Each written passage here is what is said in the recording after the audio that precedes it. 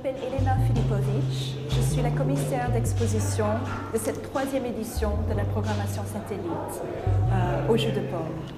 Il faut dire que la directrice, Martha Gilly, avait eu l'idée d'investir le Jeu de Paume avec les jeunes artistes. Et en fait, pour faire ça, elle a demandé chaque année à un nouvel commissaire d'exposition de faire une programmation d'1 an qui s'appelle la programmation satellite. Donc celle-ci était le 3e. L'idée, c'est qu'un commissaire d'exposition doit programmer 4 expositions solo des jeunes artistes qui, pour la plupart, n'ont jamais pu se montrer à Paris, si ce n'est pas en France. Cette programmation, cette année, était un peu inspirée par l'invitation. Par aussi cette idée d'avoir une programmation satellite, c'est-à-dire pas au centre même, mais vous verrez, les espaces des expositions sont au sous-sol. Et en prenant ça comme point de départ, l'idée d'une sorte d'espace qui peut hanter le reste du musée, j'avais aussi voulu faire le choix de 4 artistes qui, si on doit faire des liens entre les 4, malgré leur vaste différence entre leur travail, on peut dire qu'ils sont des artistes qui a quelque chose qui leur hante et qui, quoi qu'ils fassent, ils tournent autour d'un sujet ou un thème qui continue de la tracasser et qu'ils essaient de différentes manières de régler cette histoire. Et l'histoire en question est très différente.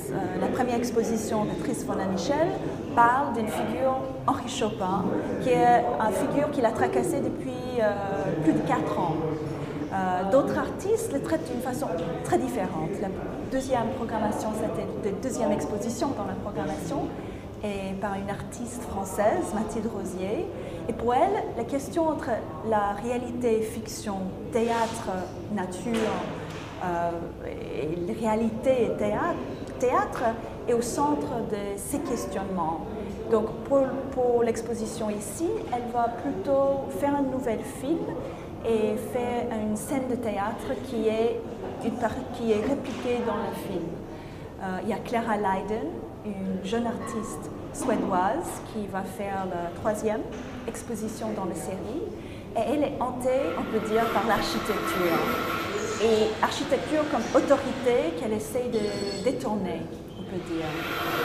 Le 4e artiste, Tomo Savic-Gekken, un Croate habitant Amsterdam, est quelqu'un qui essaie continuellement de créer une œuvre qui échappe à la visibilité et qui répond à une tradition d'art conceptuel, mais à sa manière et d'une façon très contemporaine, de mettre en question où est le spectateur et la question de l'esthétique qui est au sein de son travail.